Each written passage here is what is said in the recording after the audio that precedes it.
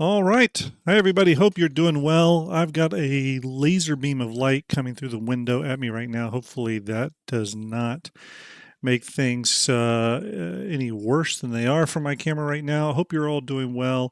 I am Starjump Grim. If you haven't hung out with us before, on Tuesdays here, I do my Starjump Shipyard show to talk about all things spaceships. So we talk about upcoming ships, existing ships, we talk about fleets, we talk about gameplay loops related to ships. We talk about just pretty much anything tangentially kind of related to ships, their gameplay, their purpose, and whether or not you should put them in your fleet or not. Again, we don't try to sell you on any ships. I don't try to dissuade you from buying ships. You do what you want to do. It's your own money. But we do try to break down things and give everyone at least a decent understanding of the advantages and disadvantages of certain platforms, why you may want them, why you may not want them, etc. You know, for people like myself, I just realized I got tons of lint and dust on me. That's good. If you're like me and you wear a lot of black, you constantly are covered in dust and lint and stuff. So, but again, some of us who have been, involved in the project for a long time, we obviously know and understand all the little intricacies of, Star Citizen, and we understand the different ship manufacturers, all the different roles, et cetera, et cetera. But for new people coming in, it can be pretty daunting. There are a lot of ships, over like 170 some odd ships at this point.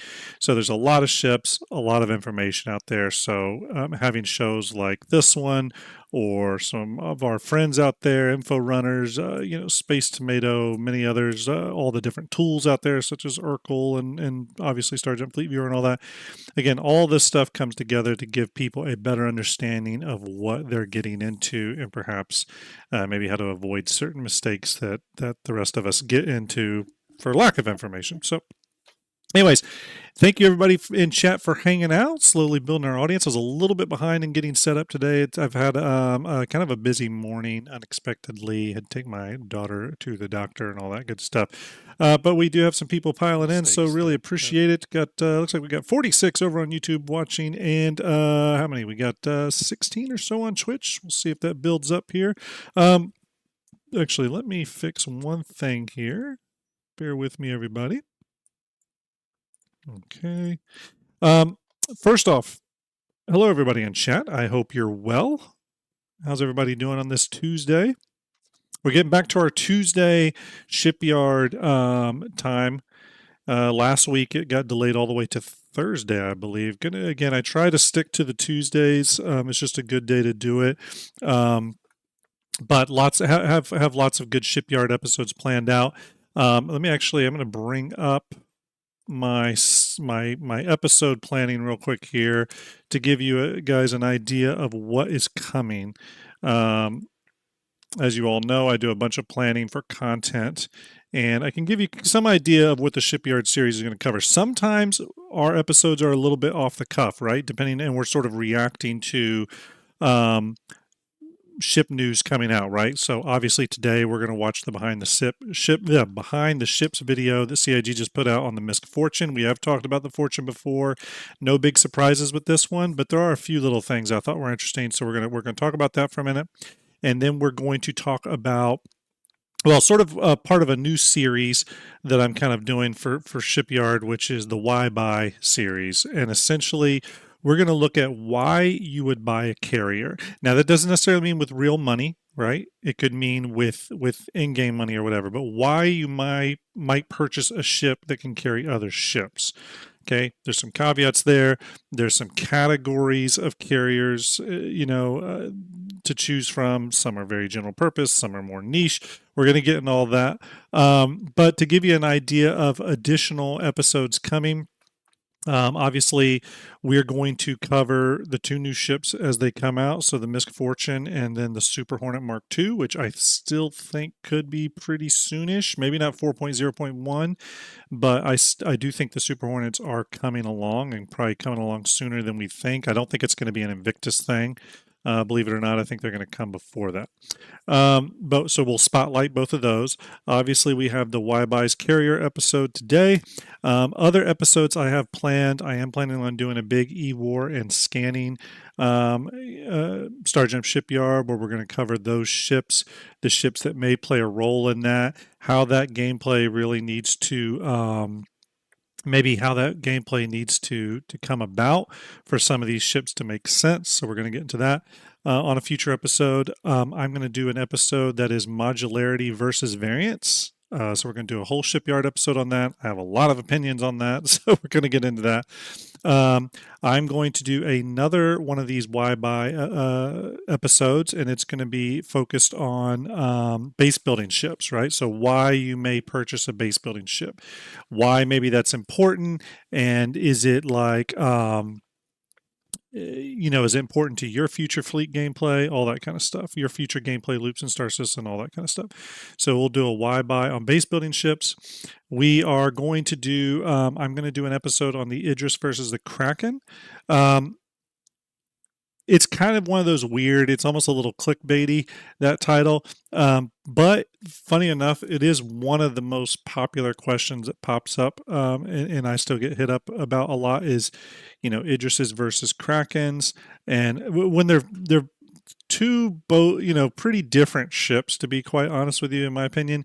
They are both carriers, yes, but they really lean into that in different ways. So to me, there's a very clear differences between the two and why you may want one or the other. The Kraken just flew behind me, but still, we're going to do an Idris versus Kraken episode and look at that stuff. I did do that in my very first pre-recorded episode of Starjump Shipyard that was on the Kraken. The first pre-recorded Shipyard was on the Kraken. You can find it on the YouTube channel. And we do talk a little bit about the Idris versus Kraken debate there, but we're going to go into it a little differently now, especially as we've gotten new information on resource management. Okay, so we're going to go into that. And then last but not least, another episode I have planned is part of my ship analysis series. That's more what my pre-recorded episodes are, right? So the one that was on the Kraken, the Endeavor, the Merchantman, the Crucible. We're going to do another ship analysis live episode that focuses on the Starlancer series. Okay, we're going to go into that a little bit. So that's planned. So again, I have episodes planned out all the way into March. Okay, for the Shipyard series. Now, let's talk about one other thing. Let's talk about Starjump Station.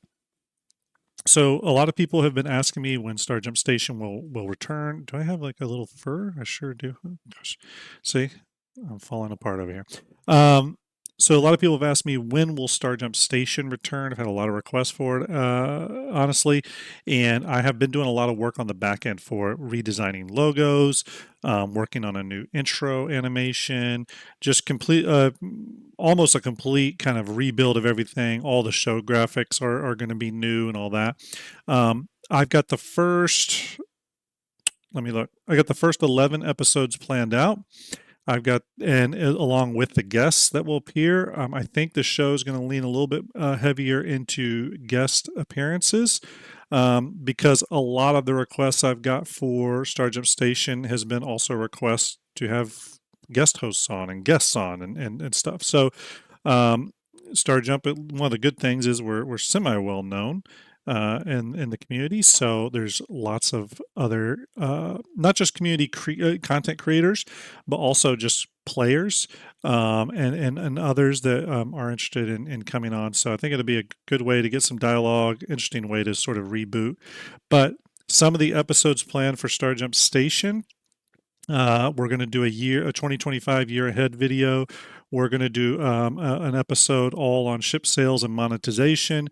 I want to do a video on Star System 1.0. Goes without saying, it's kind of obviously one of the big ones. Want to do an episode on the future of community tools, and for that one, for example, I'd like to have guests such as my StarFab friends. I see VMXEO in chat now, but also maybe have people like Urkel and stuff on that episode. I've had some back channel chats with him.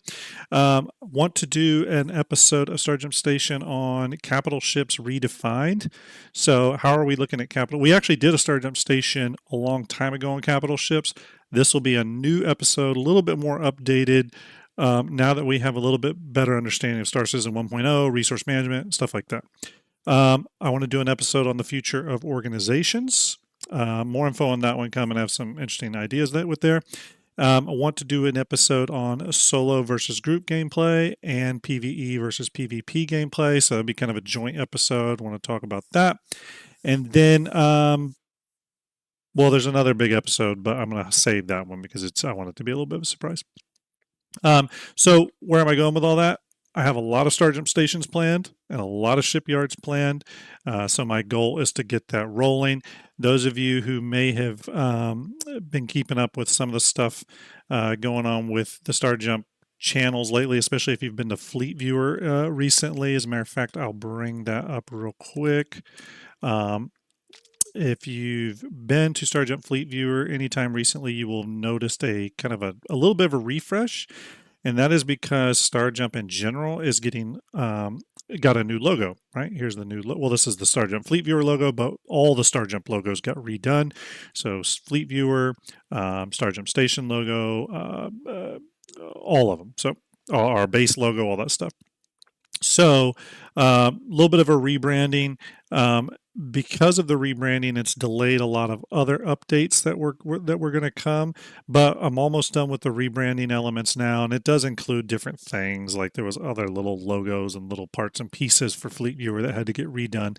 But now that is mostly done, I'm starting to turn my attention to the actual shows in question and get those spiffied up. There's a backlog of projects I have under my belt, though, so just churning through it.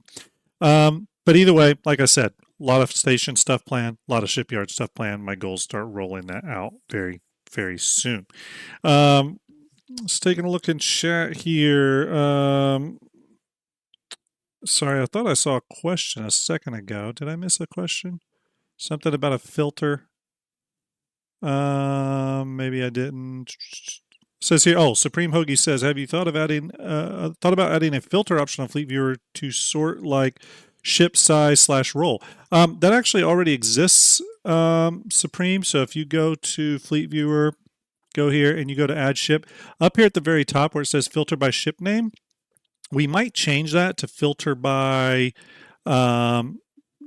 search term or something like that. You can actually type in a role. So you could type combat and it will bring up some combat vehicles. We need to get that fixed though to where it shows all of them. But if you bring up, for example, like cargo, it brings up a lot of cargo ships. So it's like sort of semi-working, but not fully.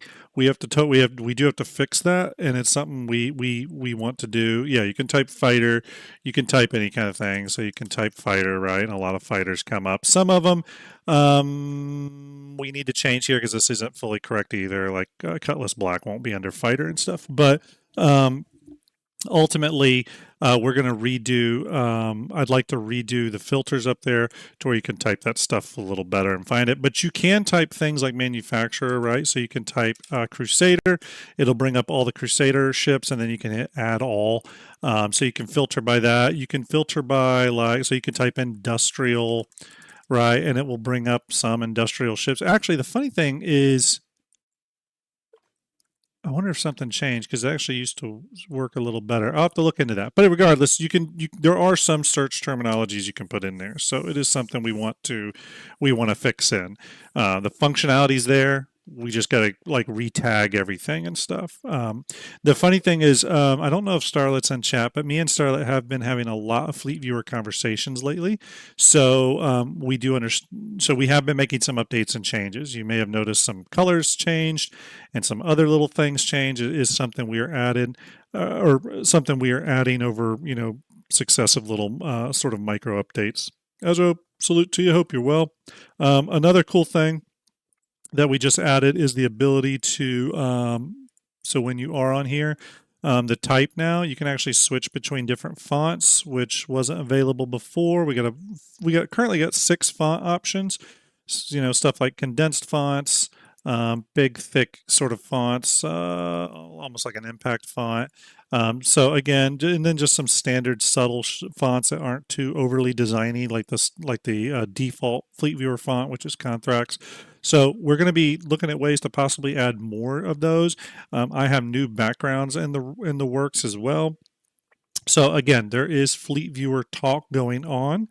Um, Part of that though is, so there's Fleet Viewer updates going on. There's also another big project happening in the background that I can't talk about because I'm not the lead on it per se, but I'm heavily involved on it.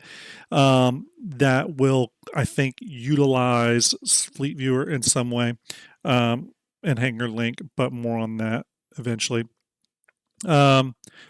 Diva says transparent background would be nice for some fleet presentations. We do have a transparent background. All you got to do is go to the canvas settings, and then right here, all you got to do is turn the go to no background image right here. Hopefully you can see that. Let me move this over. So if you go to your canvas settings and you choose no back, so you can choose between the different spacescapes. If you choose right, so if you choose no background image and just keep it on 0% opacity, no background image, then when you go to generate image, it will generate with a transparent background, so you can put whatever background you want on it. We would like to, and it was originally talked about with Fleet Viewer, that we wanted to add an ability to upload your own backgrounds. It's something we didn't get to. We actually had a really cool discussion early on. We didn't end up doing it, but we wanted you to be able to theme Starjump Fleet Viewer in different themes. So there's going to be a pirate theme, a UE military theme, an industrial theme, all that stuff, but we didn't do it. Hey, Execute, hope you're well. What about a full screen option with hide all buttons option? That's something we've talked about too. We would need to figure out if it can be hotkey based so that you can get the buttons back without totally losing them. Currently, everything's on here.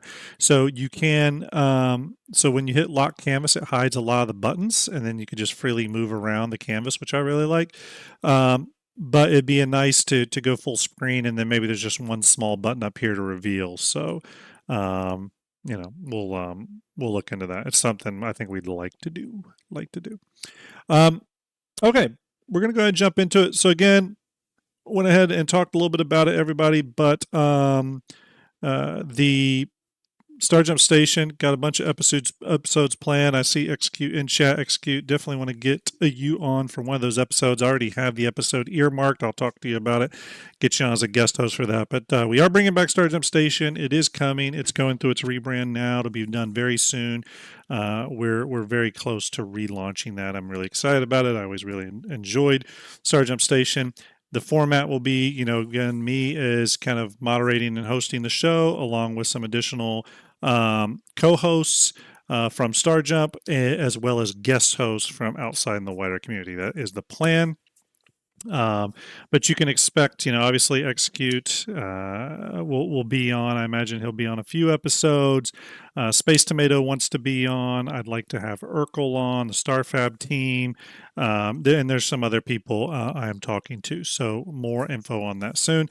And then again, lots of Starjump Shipyard episodes planned. Like I said, I just went through episodes that lead us all the way into March.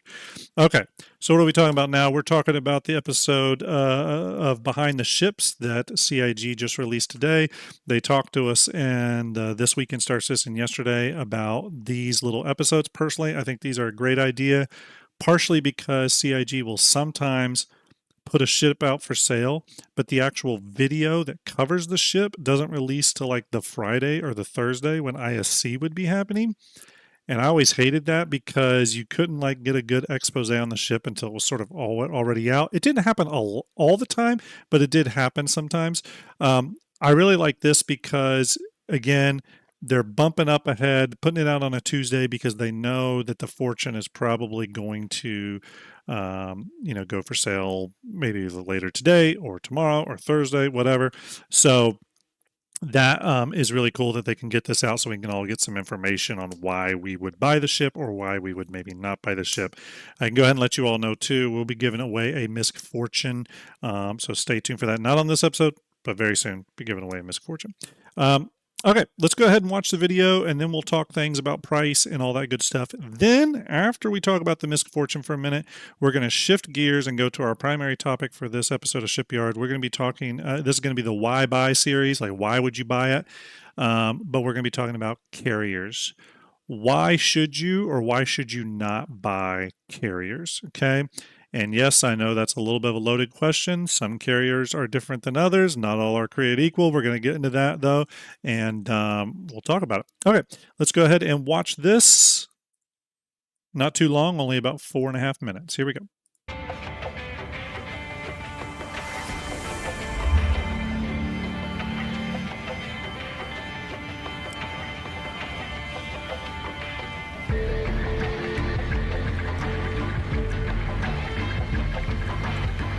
The Misfortune is a solo player salvage vessel. It's similar to the Vulture in size and utility. It is technically a variant of the previous ship, the Prospector, but obviously there's many differences you can benefit from. What we've done is we've sort of tried to push the automatic cargo dispensing mechanism that's on the Vulture a little bit further, and sort of we've combined some of Misc's exterior cargo hold type of mechanic with the salvaging mechanism. So I'll just pause right there real quick. So right away, we can see they're bringing over some of the DNA from like the Hull series, especially like the Hull A, where it holds its cargo externally. Again, pretty big differentiator between this and the Vulture already just in that alone. But kind of cool, kind of mirrors a little bit of that language. What we're doing with the salvage on the Fortune is we're having the cargo that gets created as you salvage be stored on the exterior as well. When you go back to the salvage station, there's a panel and you can hit auto eject, or you can just eject it manually. And every time you eject, it will eject it out onto the exterior of the ship, and it will auto. All right, real quick. That's really cool. I love that. Makes it a lot more convenient than the Vulture, where you do eventually have to go down to the Vulture's cargo area and manually move the boxes. The only thing I would say is that I would like to see those animate. The fact that they kind of just click over is a little weird to me. I would love to see them actually animate into place. I don't know if this video was made at a time before they had the animation working, or maybe it's not, but the snapping, I agree, the snapping's a little awkward. I would love to see that animate, so. Automatically snap it to the cargo grid. It is pretty cool that you can eject the crates simultaneously on each side of the ship if you want to. Seeing them two salvage stations working together in tandem is kind of a new thing for us. Okay, so right there, I saw someone just say it in chat. So yeah, there's two salvage stations on here, so pretty cool. That's a little bit of a benefit over the Vulture as well. I see this being a faster salvager than the Vulture in terms of just, if you want to go do a small job, this is the ship you take to be out there for slightly less time, right? So maybe you're out there for 40 minutes in this versus an hour and a half with the Vulture. So pretty neat. The ship really makes use of all the available space inside of it. We did complete component pass, so it has everything exposed, and it has a similar interior as the Prospector, so it's got the same hab and the bathroom and all of that.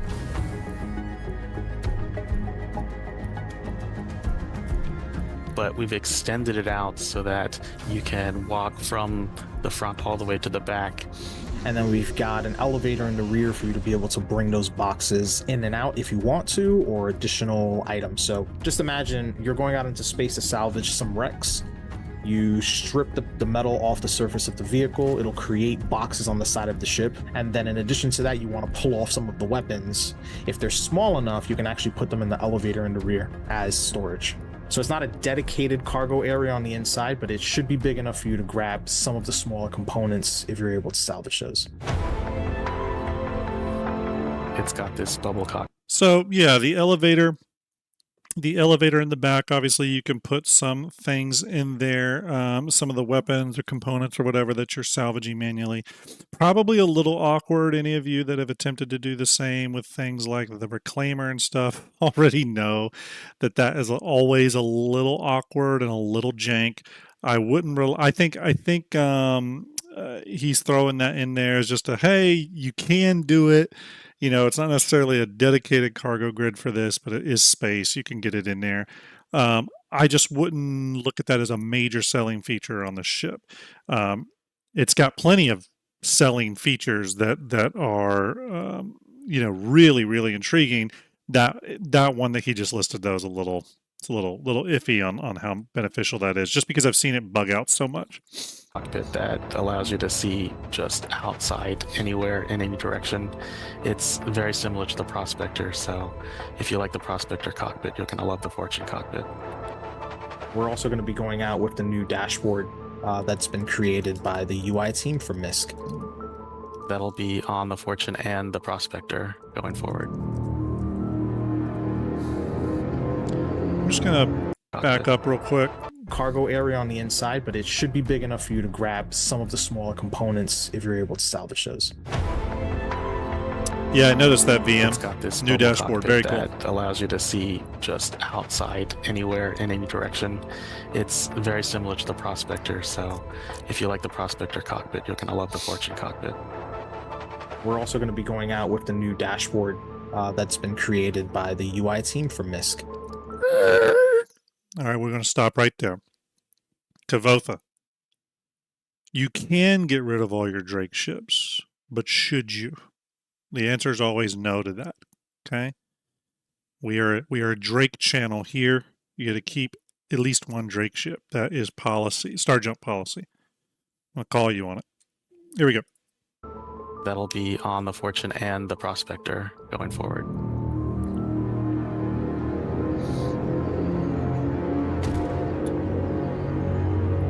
Like anything else between ships and Star Citizen, it's a trade-off.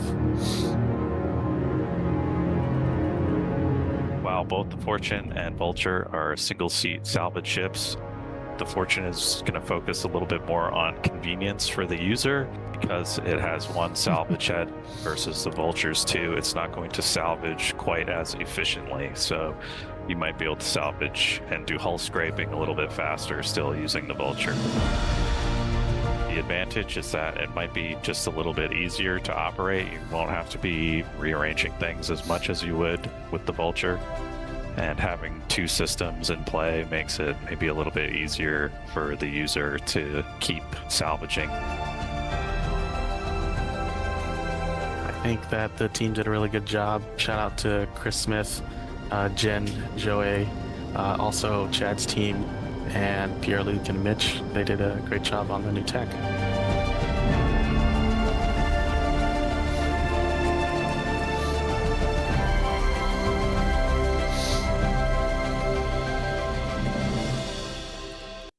Okay. So let's talk about that for a minute here. And feel free in chat if you have a thought about it, post it. I mean, look, the Misfortune, it's in some ways, I don't love using the word competitor. It's not a competitor. It's just a different path. It's a different path to the starting journey for salvaging, right? So in terms of salvage starter ships, if you want to call the Vulture that, I kind of do. It's a single seat ship, so I think of the Vulture as a starter career ship. So if you consider that and this both of the same kind of tier there, they just go about it in slightly different ways. They didn't make any mention of the salvage beam here being a size 2, by the way. I know some people were mentioning that. Based off the scale of it, it don't look like a size 2 laser. Or a salvage beam. It looks like a size 1, which I'm assuming is the same in the Vulture. Someone correct me if I'm wrong on that. The Vulture size, it's got 2 size 1 salvage beams, correct? This one looks like the same size, and based off what they're saying there, it has just the one beam, and that's what it does. And Vulture seems like a starter plus, and this the starter. Yeah, sure, I go along with that.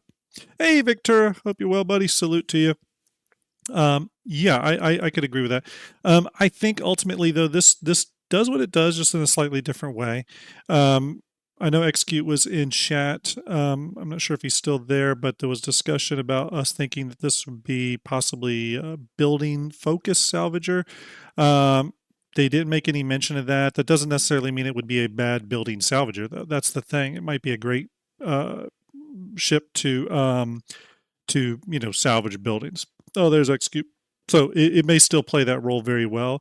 When base building does come online, maybe we will see a ship dedicated to that. But ultimately, I'm starting to think that that it will all just be systemic anyway. So buildings can be salvaged just like a ship can. Some ships are going to be better for in-atmo versus others, but there's going to be no real limitations to which ships can do it. But regardless, slightly different vibe with this than the Vulture, obviously. Personally, I would have loved if they had taken the Fortune and just put some big Johnny, thank you for that follow. Sending the javelin overhead, appreciate it. I do have new alerts. They are starting to move into production for both myself and Ender. They've been low on the burner at the moment, but I am starting to finally get to them. But new alerts. But anyways, thank you for sending the javelin overhead, Johnny. Appreciate that. I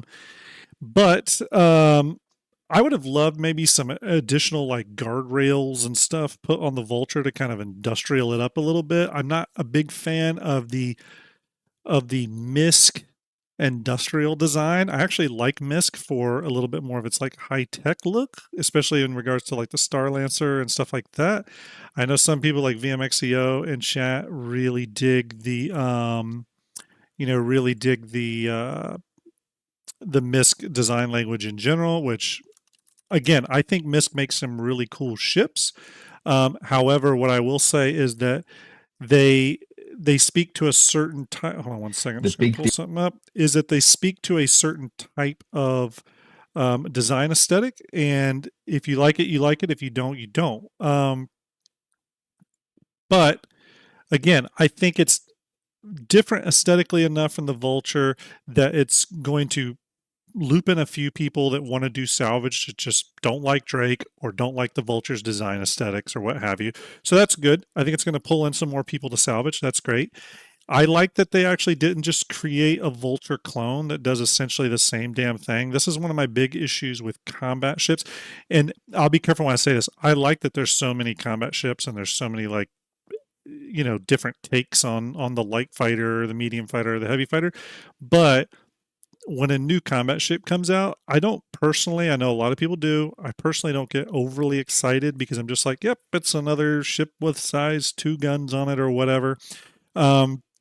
Maybe it has a slightly different flight characteristic or acceleration numbers or something, but I actually don't get caught up in numbers at all anyways, because all that's going to change. Pretty much until 1.0 is released, I do not care about any ship stats at all.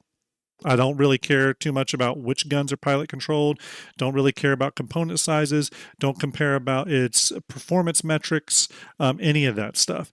Any of you owners of the Corsair or any of you owners of a vast amount of other ships will have realized that it is futile to get too wrapped up into that, or at the very least make it a major part of your decision-making purchase on or decision-making metric for purchasing a ship. They just change too much, and I guarantee you they're going to change a lot before 1.0.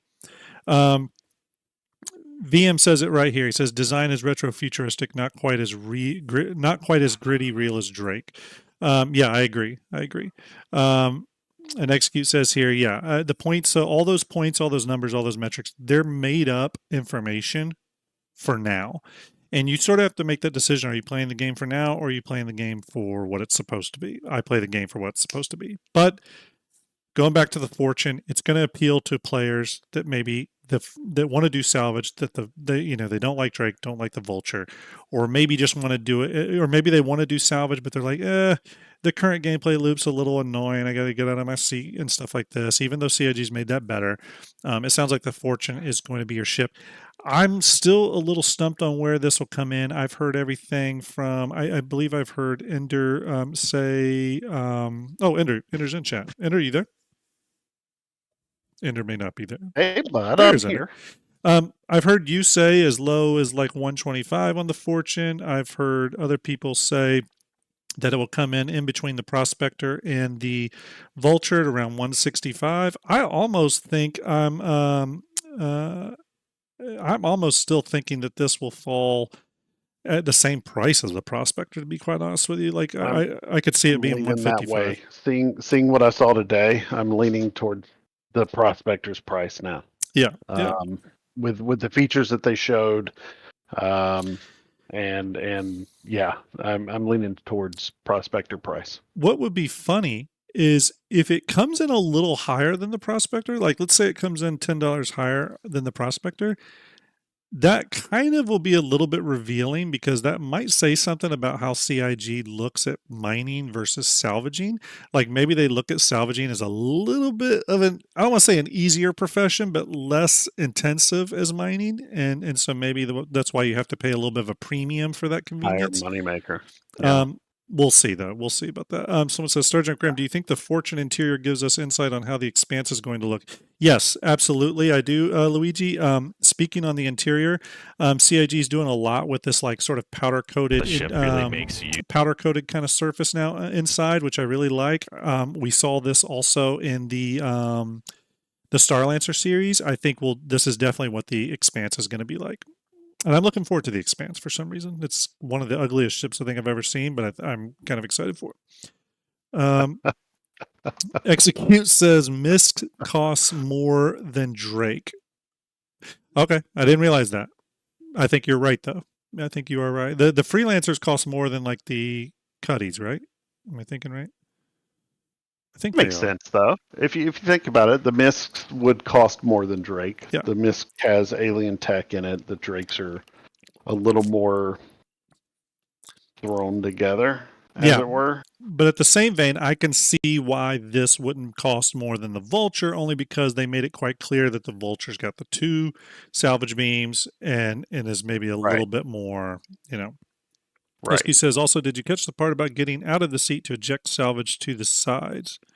Oh, Yes. okay. I didn't know you had to manually do that for every box. Yeah, you're manually doing it. Yeah. So, That's not anybody that's complaining, well, I got to get up. You're moving. You're not having to go down the ladder. Yeah. But so that's kind of a what's big the knock storage? on this, actually. Yeah. How much? How much is the storage? Is there going to be a build up the way there is for the Vulture? I think that there is the buffer. I think there's 13 buffer on one side, 13 buffer on the other side. So I think you could fill those buffers up, get out of your seat once, go down, do the auto eject, process it all, and it will just spit them all out on one side. So you may not have to get out of your seat much. It'd pretty much just be one time. Is it going to auto stack them too, or are you going to have to?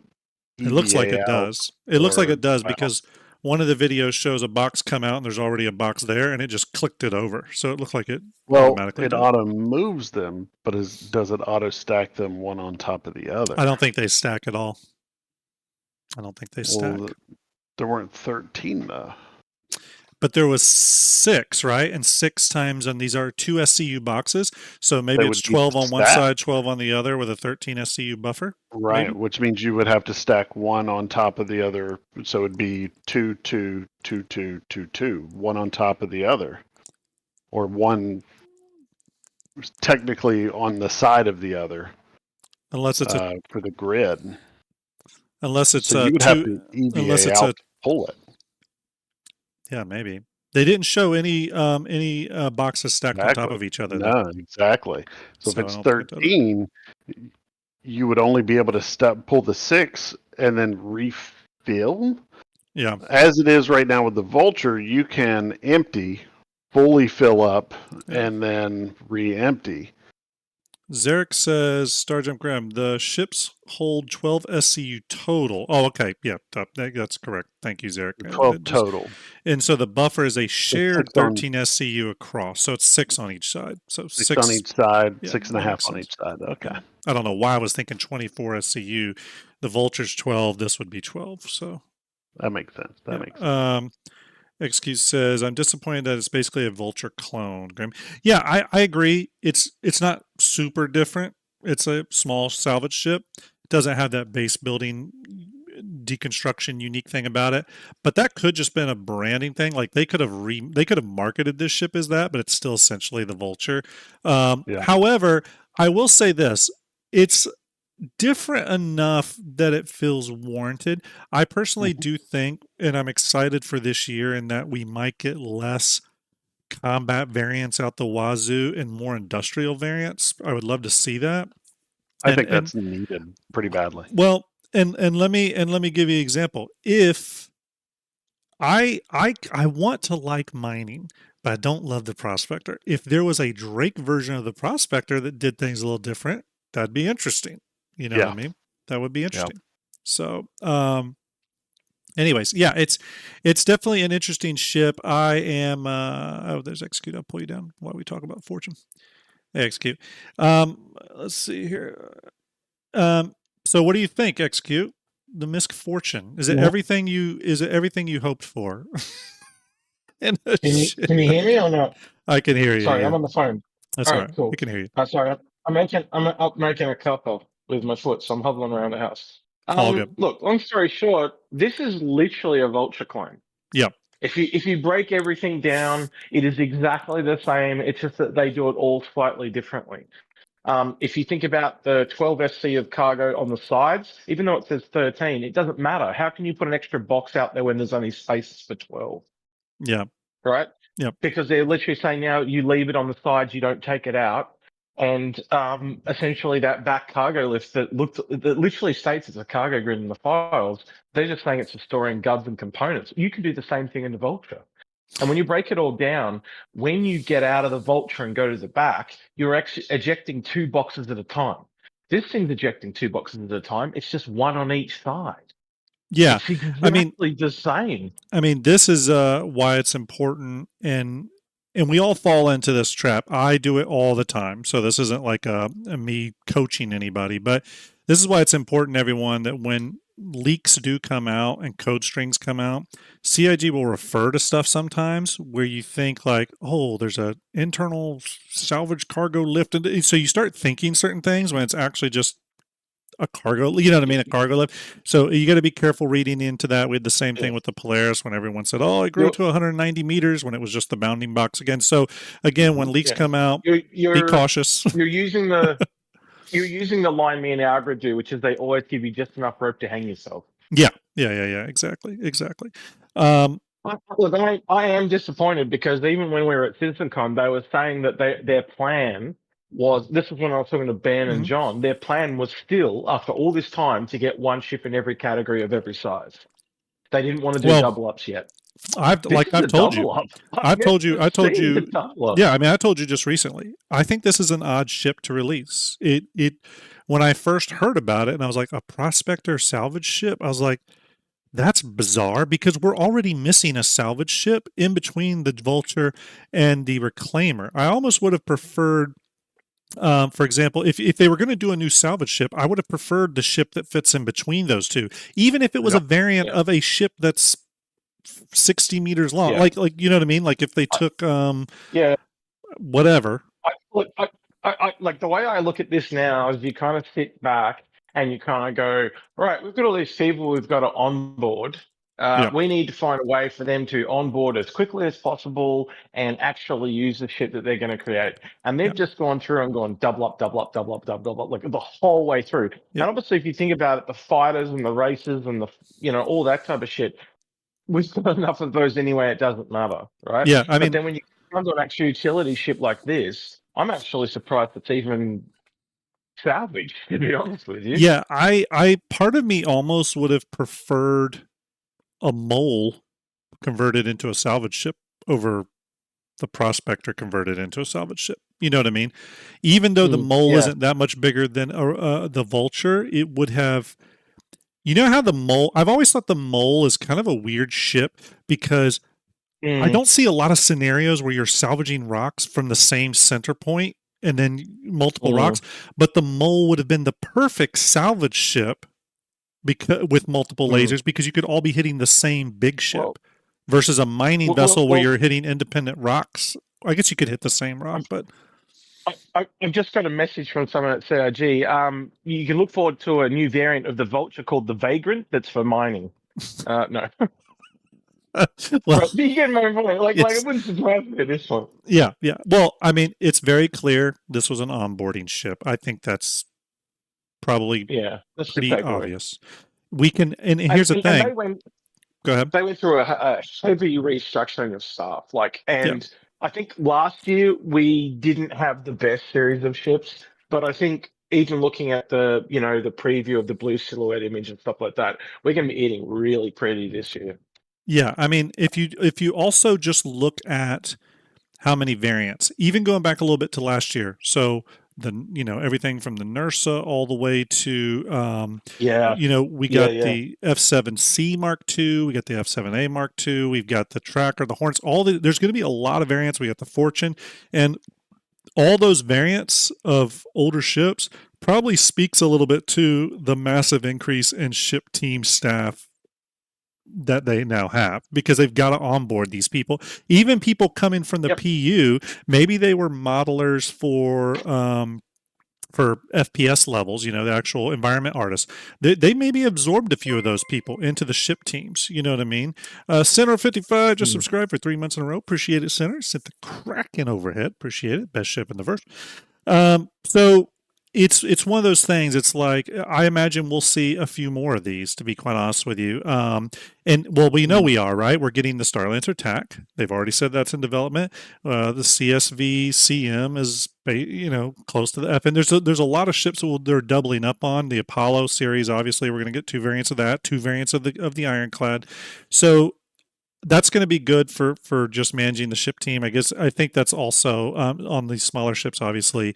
They're just great onboarding tasks. I can even see ships like the Intrepid being an onboarding task type ship, even though it's a unique ship. It's not a variant. So we'll see. Absolutely. We'll see. I just want to talk about what you and Andrew were talking about a little bit before on price. You kind of sit there and think about it. The only thing I think that could bring the price down, and I'd like you guys to think about this and just give me your thoughts, because it is going to be a tricky one. Yeah. But I think we all agree it's probably more closer to the Vulture now. But it is physically a lot smaller. Like if you go back into Hangar Link and you bring that Prospector up next to the Vulture, there is a. Oh, then again, I think about the Vulture is mainly just 2 arms that go forward. Oh, that's a tough one. But it still takes up space. You know what I mean? Yeah. But are they roughly the same space? Is my question, right? So again, put that to chat and let us know in chat, because I think they are probably roughly the same size if you do it based on volume, not based on physical size, as in how it reaches. Because look at that is pretty close. Yeah. However, the only thing that could be a big deal to people, and I'm sure you already know this, is even though this is pretty close in size, the Vulture is too large for an entire series of ships to carry it internally, where the Prospector will. And I'm thinking ships like, the Odyssey. Yeah, it's a good example.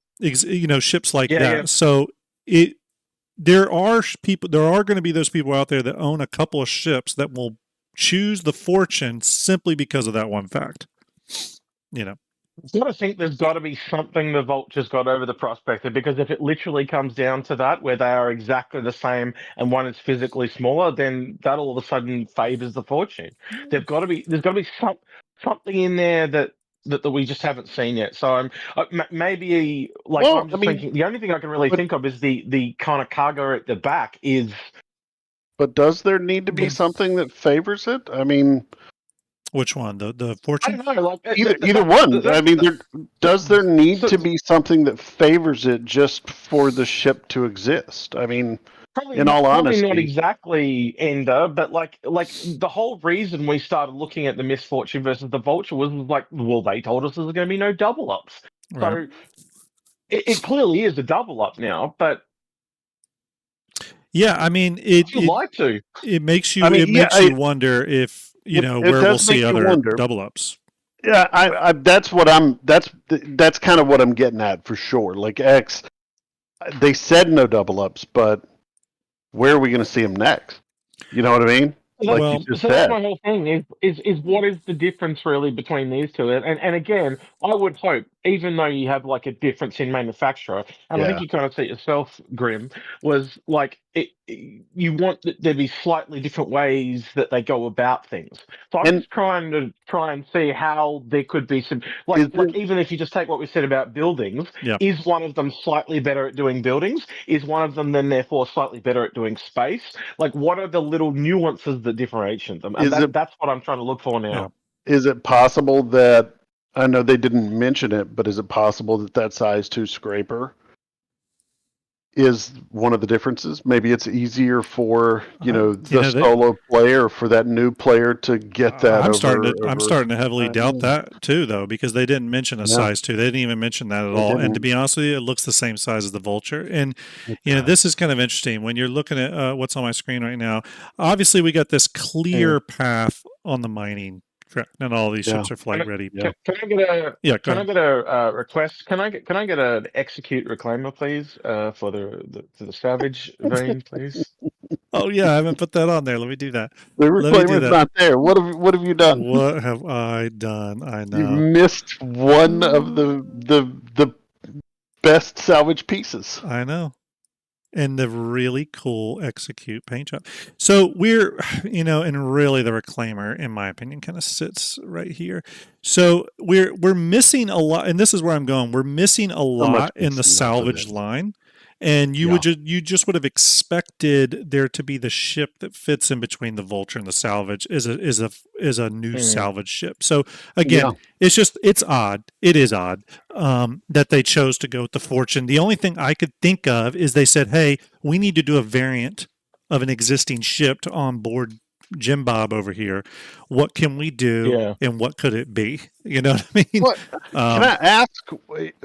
Is there a reason? And this is a question, Grim, because I know you're in not the same business, but a similar business with 3D art.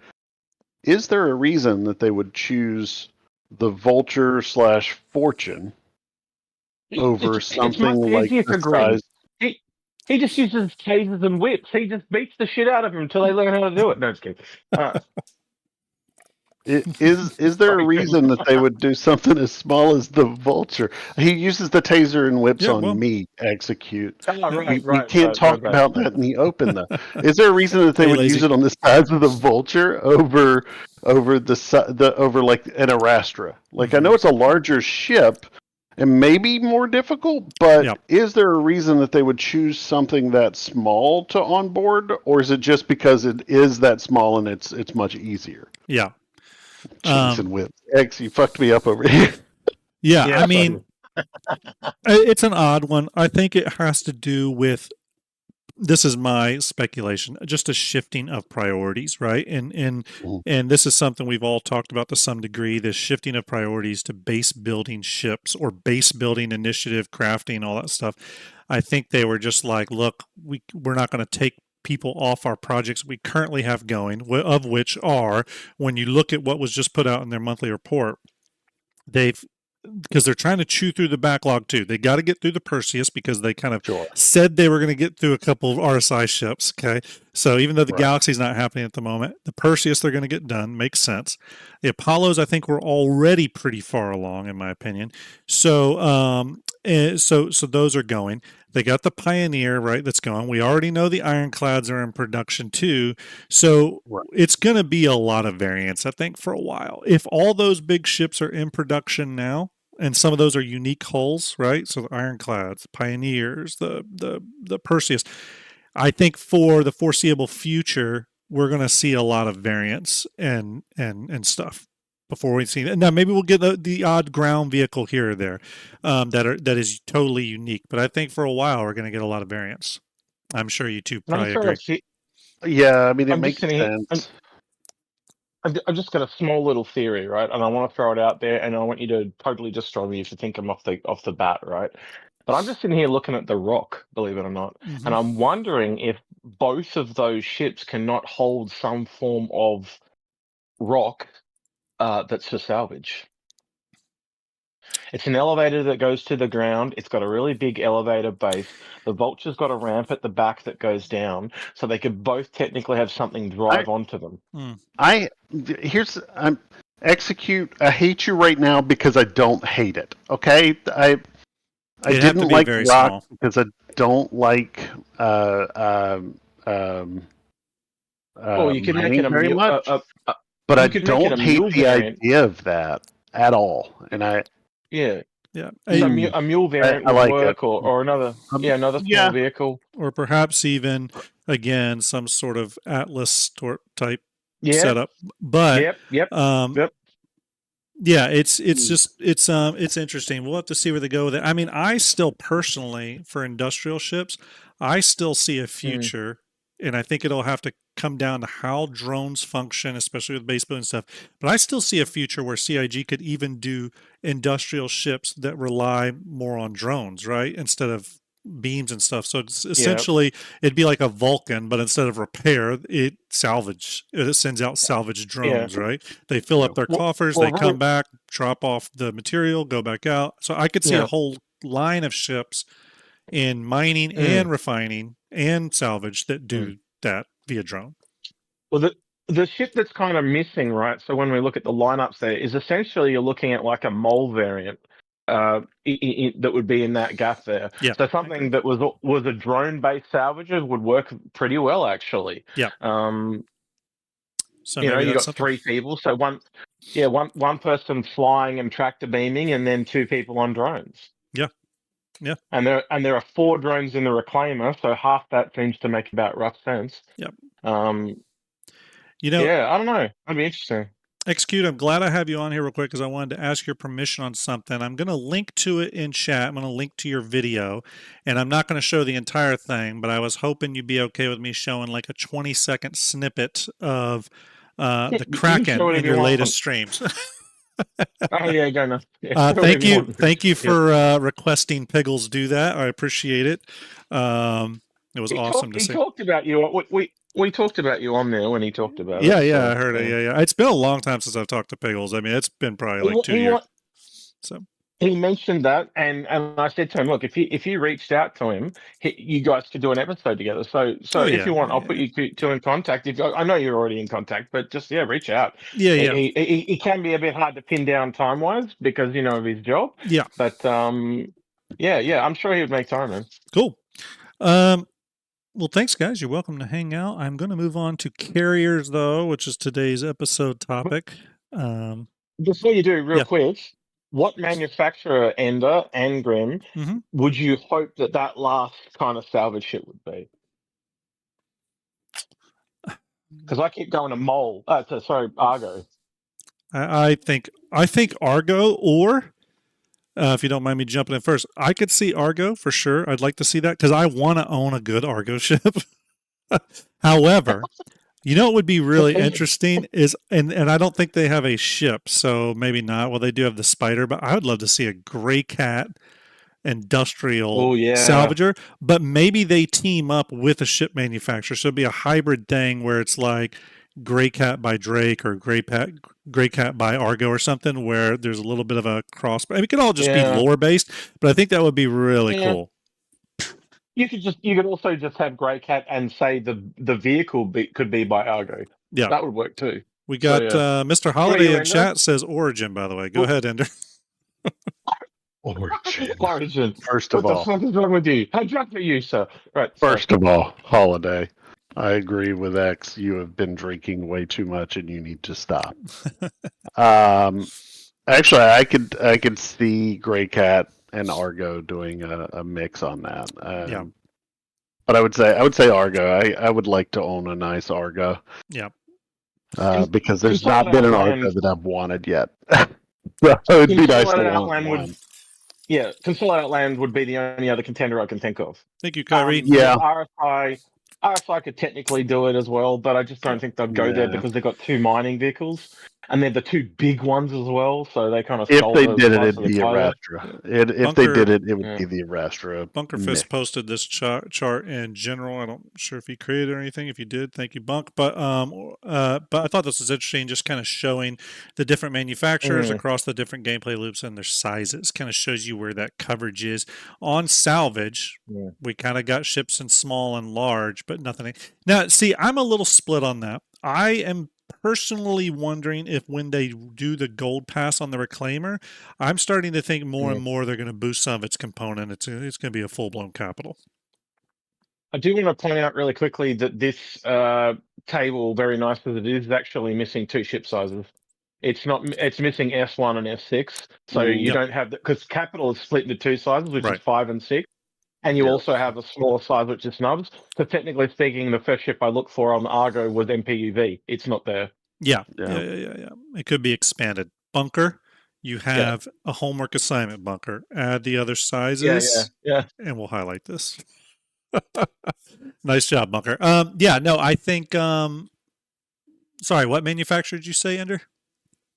It'd be nice to see Argo make something that I would want to buy, but I agree that I would like to see it be a gray cat. Yeah.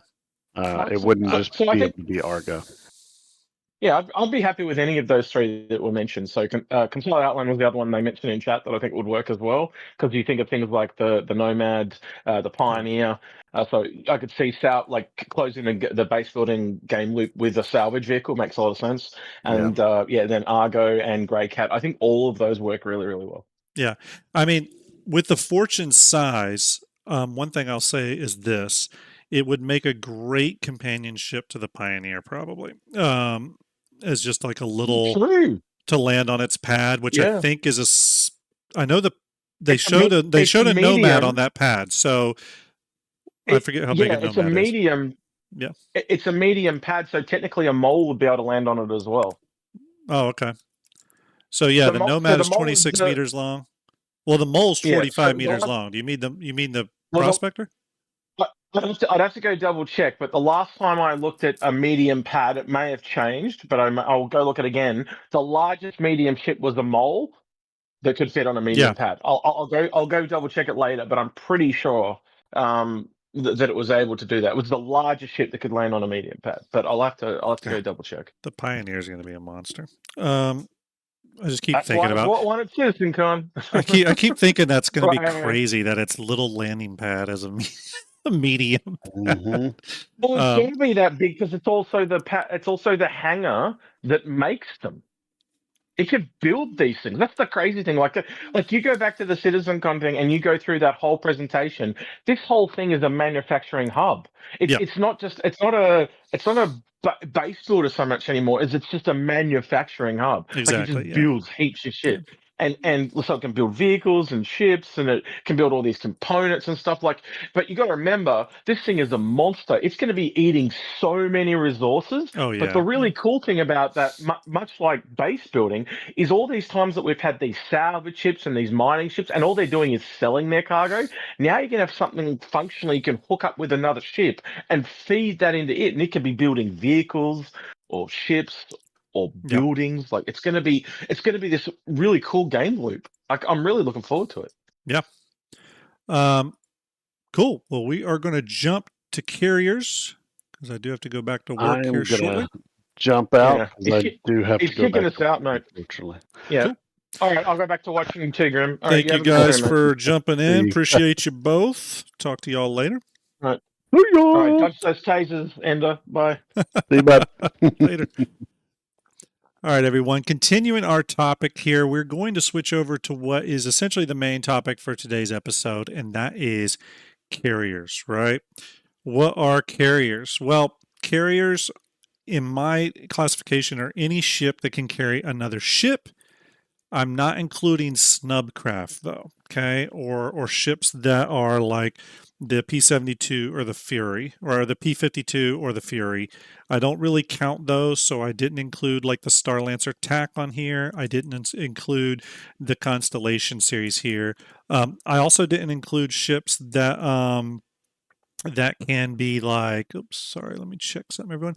I also didn't include ships that can be like the Caterpillar or the C2, where sure you can slam some ships in there, like the Razor, but it really wasn't like built to do that, right? I'm primarily focusing on ships that have a hangar that services a ship or can carry a ship. Okay, so obviously you can get creative. You can do a lot of stuff with how ships are on other ships, but we're going to primarily focus on ships sort of purpose-built to carry other ships. Okay. Asher says, why add the Carrack then? Pisces is a snub as well, not trying to be an arse. Just no, it's a great question. I included that only because and that's a great question. I'm glad you asked it. I included it because the Pisces does have a jump drive. It can travel a pretty damn good distance. You can fit a few other ships in there. The Carrack is also exploration focused, so kind of could be important to carry around a secondary ship to explore surfaces. So I felt like the secondary ship directly tied into its gameplay. One could make the argument, Katano, that the Starlancer attack is no different. It has its little Fury hangar, but when you look at the TAC's hangar size, you actually can't fit anything else in there but the Fury, at least based off my measurements. Could be wrong. That TAC is not out. So I felt like it was like, well, the TAC and its relationship to the Fury felt very similar to the Constellation and its relationship to the P-52. I felt the Carrack had a little bit more flexibility there. That's the same reason why I included the Galaxy. The Galaxy, I think, is sort of built around carrying around C8X or the C8R, but you could get some other things in there. You could get a little bit more creative with what it carries, but I do hear what you're saying, though. So let's see here. But the Corsair's exploration and can carry a Pisces. Can the Corsair carry a Pisces in its back? I didn't know it could do that. That's kind of cool. I didn't know if it could or not. So yes, the Corsair can, but its back is actually primarily built around ground vehicles. Okay. So again, that kind of goes back into what I'm saying here. Those are primarily built around ground vehicles. Yes, you can cram some ships in there. Same with the Hercules. You can cram some ships in there, but I wanted to focus on ships that were sort of built around the idea of a ship going into them. Again, I may be forgetting a ship or two as well. Okay, I may be forgetting a ship or two, and if I did, I apologize. So let's go ahead and go into it.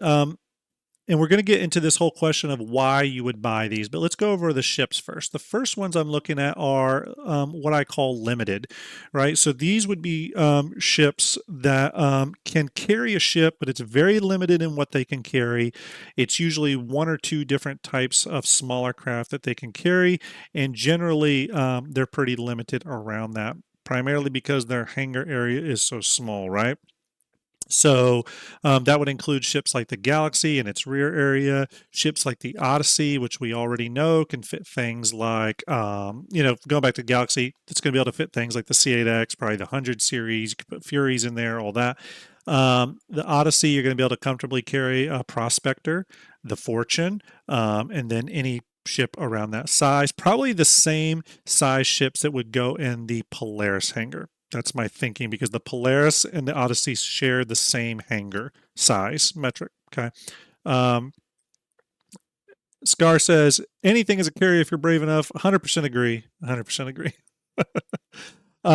Obviously, I put the Carrack in there. And again, the Carrack is a little bit of an edge case, but I did throw it in there. It primarily focuses on the C8X, but you can get some other stuff in there. But with its role as an exploration ship, as a matter of fact, if I had a situation where CIG would go back and redo a major part of an old ship, it would be the Carrack. I almost wish the Carrack was another 15 meters longer so that it can incorporate a slightly bigger hangar. Okay. That would really push the ship over the edge to me, but it's already a really good ship. Everyone knows, I think, very highly of the Carrack. Of course, we have the Polaris at 166 meters. It's got a pretty nice size hangar in there. I think it's a small size hangar, right? Small. Yeah, small, because it carries a saber.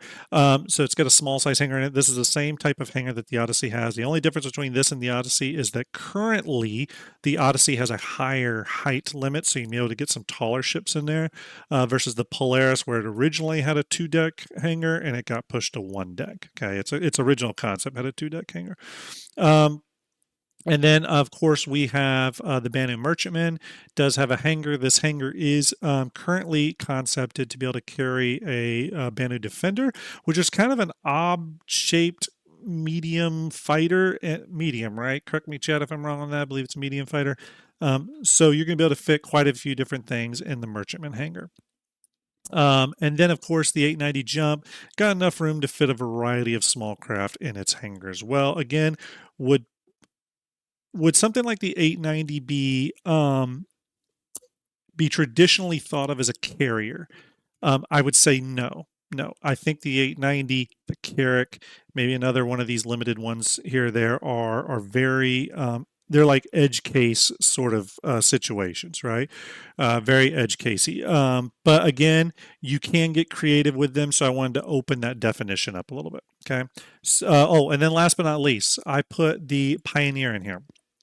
The Pioneer is kind of an interesting one. Really big ship, 247 meters long now in its new concept. It can carry, oh, GearCon just cheered 100 bits. Thank you so much, GearCon. I really appreciate that. Real quick, by the way, appreciate that cheer, GearCon. For those of you wondering when the next round of Starjump Fleet Viewer posters are coming for giveaway purposes, that is very soon, maybe as soon as this weekend, actually, okay? So definitely keep following the channel. Subscribe if you're over on YouTube. Follow if you're over on Twitch. As you know, I try to do the giveaways on both Twitch and YouTube, so get more chances. So those are coming back. I just have to get paid, because the money comes out of my own pocket. They're not exactly cheap, especially for international or people that win. For those of you, by the way, that did win Starjump Fleet Viewer posters during IAE, all the domestic ones have been shipped. So if you're in America, all those have been shipped. If you're overseas, those have been shipped as well, but they take longer and to get out to you, because there's a longer process time, longer ship time, but they are coming. All of them have been entered. It was a lot. It was pricey, but it all got done. So anyways, the Pioneer, it has its landing pad. I believe this is a medium landing pad, because I know it can hold a Nomad. They showed a Nomad on it. Nomad is 24 meters long, so I think you're going to be able to put things on here like a Nomad, a Saber, stuff like that. Okay, so the ship that goes on here, though, isn't really tied too much into the purpose of this ship. It doesn't really like play a big role in this ship's role. It's simply to carry along another ship. Again, very much an edge case, but I included it.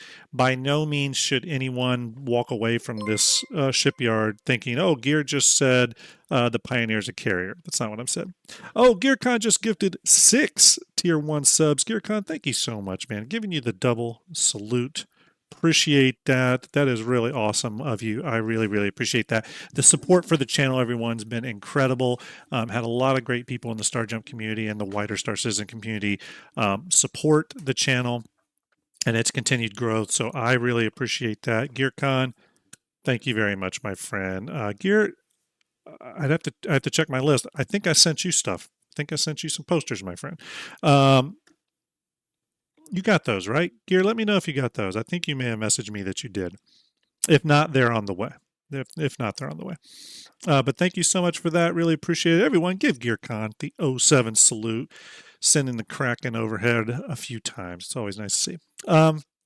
So yeah, the Pioneer, another edge case, but again, it was worth bringing up. A lot of the ships in this limited list here are ships I wouldn't necessarily consider a carrier, but they can carry a ship, and there's and it's possible that that ability to carry that ship could tie nicely into this ship's gameplay. Some of them it has no effect on. So again, I think of them as edge cases. Arcus, thank you for that follow. Salute to you. I appreciate it. Everyone, always good to follow the channel and support what we do here at Starjump. Really appreciate you. Make sure you go to the Twitter. And make sure you go to the YouTube, please, and give those follows and subscribes and this and that. Make sure to say hello to Ender's channel over there as well. all that kind of good stuff. All right, here, let's keep going. Next group is called Specialized. Okay, we are doing the Specialized group here. Now, these are ships that I consider carriers that you'll probably be able to use in interesting ways that start to lean a little bit more into being a carrier, but you're going to have to do it in a little bit more creative ways, right? And it's sort of, and some of these ships highly depend on how their development and reconcepting ultimately goes. First one here is one of the best examples of that, the Anvil Crucible. This is a ship that will almost assuredly get reconcepted heavily. It's currently 90 meters. If I had to guess, I see the Crucible growing to about 120 meters, 125 meters, sort of Carrack sized. If I was going to guess, I think the Crucible growing to that scale would put it nicely in that range of being able to service the new version of the Hornet, Gladius, all the way up to ships like Ares sized, which is what I think CIG wants it to do. No, I'm not one of those people that thinks the Crucible is going to be 400 meters long. I don't think they want you parking a 600i in the hangar here. I think they want the Crucible to primarily focus on small and extra small ships in terms of being able to repair in the Scarab. The Scarab is this thing here. Again, if you're very curious, go watch my Shipyard episode on YouTube. It's a pre-recorded one on the Crucible. I go in deep on that. If you're a Crucible fan and you want to know everything about that ship, go watch it. Go watch that video. I really kind of went all out on that one. So Crucible, depending on how big this hangar gets, you could definitely consider this a carrier. You might be able to park multiple types of ships in there. The cool thing about it is that you're supposed to be able to drop the Scarab off. Now, we don't know if it'll lose that functionality in reconcepting, but imagine that. It's a carrier that can drop off its pressurized hangar compartment anywhere. That could turn into a rather unique bit of functionality that could turn into some sort of emergent gameplay meta. So we'll see how obviously there's a lot of contingencies there. The Crucible is going to get heavily reconcepted, I have no doubt. But again, it's interesting to keep that in mind. The Crucible has got a lot of interesting things going for it. I think I have one in buybacks. Again, we'll go into why we buy here in just a minute. We're going to circle back around here, but this one's got kind of a special point of discussion in regards to why you should buy or why you shouldn't buy. Next one, the Endeavor. This one's a weird one because the Endeavor base does not come with the hangar module, but we know there is a hangar module. Okay, and actually probably is a good idea for me to add that. A lot of you don't know that if you do I have it here? What is it? Oh, we didn't put the modules. That's right, we didn't put the modules. Sorry, I thought we did. Look at me, I'm already forgetting that we didn't put them in. But the Endeavor, you are able to get a hangar module for it here. You can kind of see it underneath here.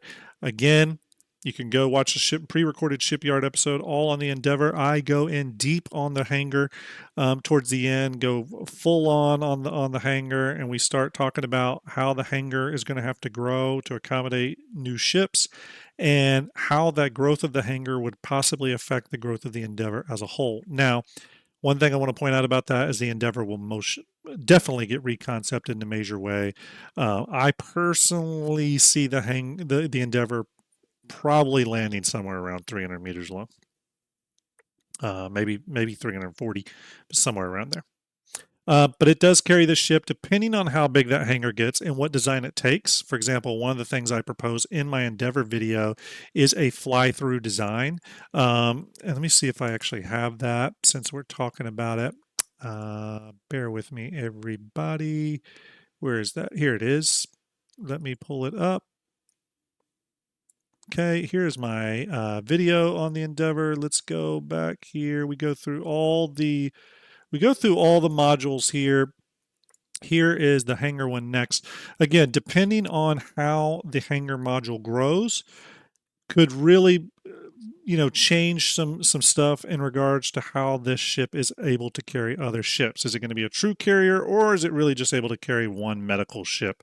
For those purposes here. I think I do a camera move on here so you can see a little bit of this. Is very much based off the current concept of the hangar It's a little bit simplified, but so are the concept illustrations of the Endeavor hangar.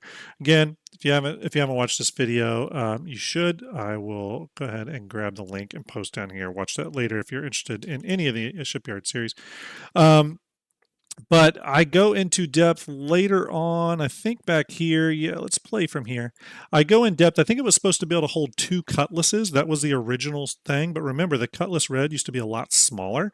So you can see that now. If you tried to fit 2 cutlasses in here, it absolutely would not fit, okay, at its current scaling. You can see that here when I slide another cutlass in. Sure they can both fit, but you wouldn't have enough room to maneuver them in and out or safely get them out of the hangar. So what I think CIG is going to do, or what I hope they're going to do, is they're going to reconcept this hangar to be something more in the vein of a like a fly-through type hangar design. Now this wouldn't be totally unprecedented. We've seen this with the space stations. So if you looked at more of a fly-through hangar design on the Endeavor, I think that would be a lot better because you'd have ships be able to come in and go out. Yes, much like the Idris, very much like the Idris. That's kind of the idea. I think doing it this way too, you've obviously expanded the length of the hangar. So by doing that, you could also support the other big medical ship, which is the Apollo, right? So I think that would be really cool. You can see the Apollo flying out now. So again, I think that's what would have to happen to be able to support that too. Do I do the size increase? Yeah, right here.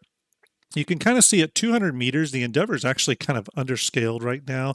Again, this is all based off its old metrics. But if this is one of my sort of reconcepts of it, where I was taking the Odyssey and sort of changing it here. I thought I maybe had the size comparison. I don't. We'll go back to our thing. But again, the Endeavor could end up being a really interesting hangar or carrier type ship if the hangar gets reconcepted in a way we all hope. Okay. Moving along. Okay, let's go to this one. The Idris. Okay, the Idris is definitely a carrier. I mean, that's literally its role. So you may even ask, like, well, why would you refer to this as a specialized carrier? I consider it a specialized carrier, and I'm going to move this off because while it is a carrier, its hangar area is really designed around fighters. It's a low ceiling hangar, primarily designed around the idea of a fighter. Obviously, it's supposed to support like the Gladius here, as in Squadron 42 and like the Hornets and stuff. So it's really built around that. Its height and everything was sort of built around that. You're not going to be able to park like a Cutlass in here.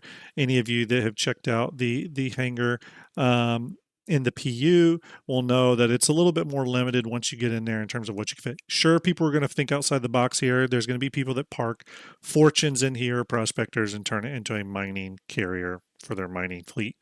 Totally can do that. Totally can do that. However, with the cargo capacity of the Idris, right, with the design of the hangar and stuff, it really is designed around supporting combat operations. So it is a carrier, but it's a carrier sort of designed around the idea of supporting a combat operation with fighters and stuff like that. Okay.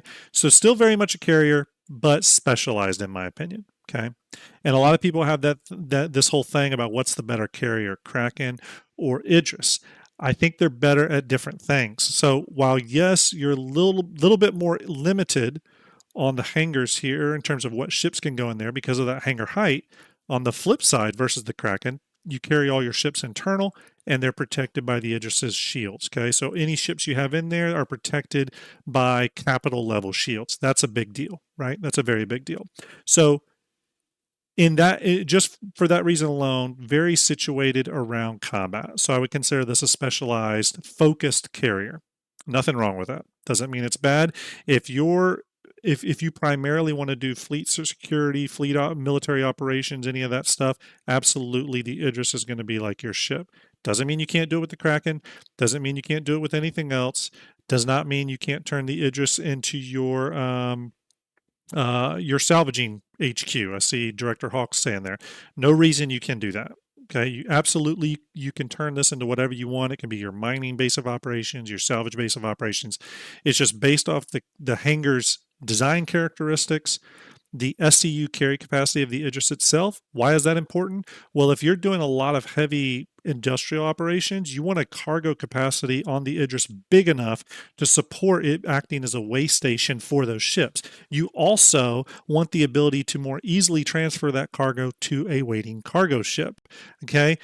The Idris can do that, but it's going to be clunky. The Kraken can do that a lot more efficiently. Okay. So the Kraken's a little bit more general purpose. Again, we'll get into that. Continuing on down, I included the Idris P here because it's again part of the Idris family. No, I did not include the K because the K is a kit. It's essentially an Idris P with a K kit on it. Okay. Last but not least, on the specialized route, I put the Javelin. Javelin has a rather large carrier, or hangar right here. It is designed around fitting, I think, like the Redeemer. Chat, correct me if I'm wrong. Yeah, Redeemer. I'm not sure if that's still the case. I think it is, but Crimson Hawk says Idris P does not come with that spinal mount, right? That's correct, Crimson. For all intents and purposes, we don't believe it comes with that spinal mount. However, CIG could change that, but currently that's what the K kit does. So yeah, the Javelin has a rather large hangar here, suitable for a Redeemer, which means it's able to carry a lot of medium ships. Caveat to that, that the actual Vanguards. Okay, thank you, Zarek. Appreciate it. I thought I was wrong on that. So it can support Vanguards, which is considered is it medium size hangar on that? I forget how long, or medium size pad. I think it is a medium. Think medium. So you're going to be able to fit a lot of options into the Javelin. The other important thing to note about the Javelin is that it's actually a modular ship, and there is information written on the RSI website about the Javelin being able to be flexed into different roles.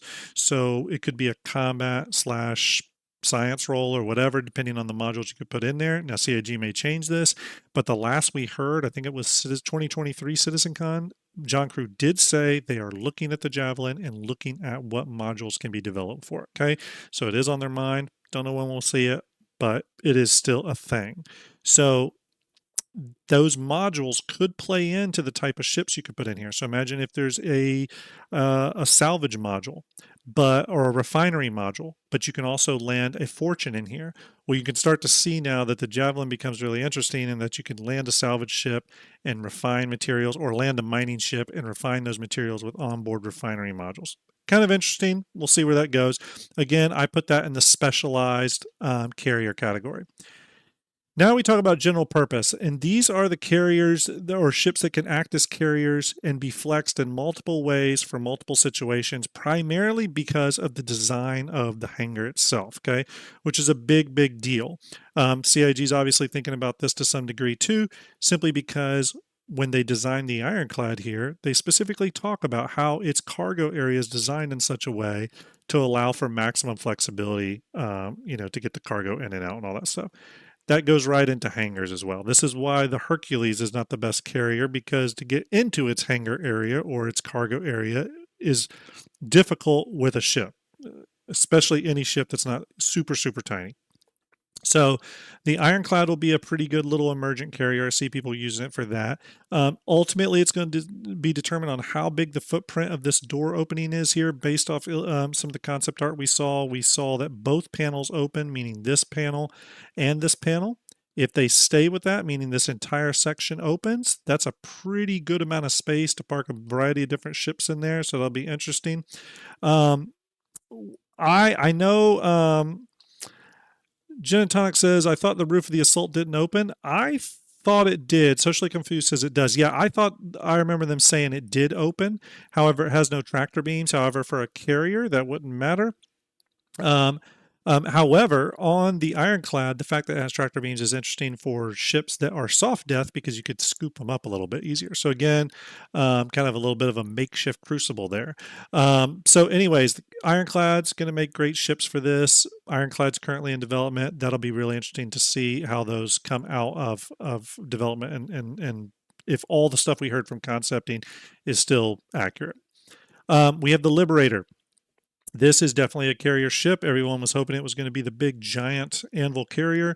Ended up being a little bit more of a kind of vehicle slash ship, drop ship mini carrier sort of thing. You can fit a variety of ships here on the top two decks. You can even fit some smaller ships, Furies and stuff here on the bottom deck, which is, I think, primarily meant for a ground vehicle. It does have an internal hangar system here. That you would be able to fit small ships in there. So essentially, just based off the amount of ships alone that this platform can carry, it essentially then becomes a carrier, and a pretty flexible one too. So for example, with the two, when you look at certain design characteristics, the fact that these two decks here link with no sort of barrier in between them means you could put maybe a longer ship here, right? Depending. So maybe like a hull B or something could land here. We'll have to see what those metrics end up being. But Farshot, Hagbard, thank you for those follows. Really appreciate it. You sending the javelin overhead. You're both absolutely legendary. Thank you for doing that.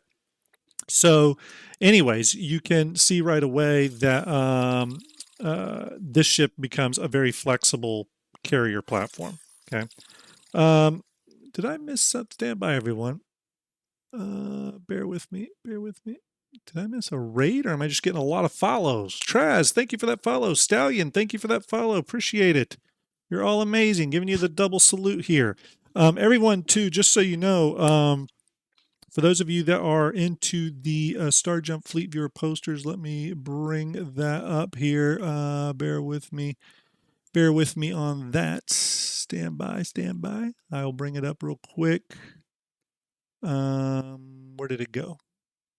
Oh, here it is. Here it is. Yeah, let me see here.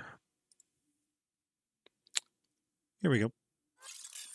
Yes. For those of you that are following the channel, just a heads up. Ulysses, thank you for that follow. I will start giving away some more Starjump Fleet Viewer posters very soon, probably even this weekend. So if you've been wanting one of these, and have had actually a lot of people ask recently when I'm going to start doing it again, probably as soon as this weekend, definitely by next week. So by following the channel, obviously that will allow you to be notified when I'm streaming, and you can get in on it. So thank you for the follows. Appreciate it. Okay, let's keep going. So Liberator, great carrier platform.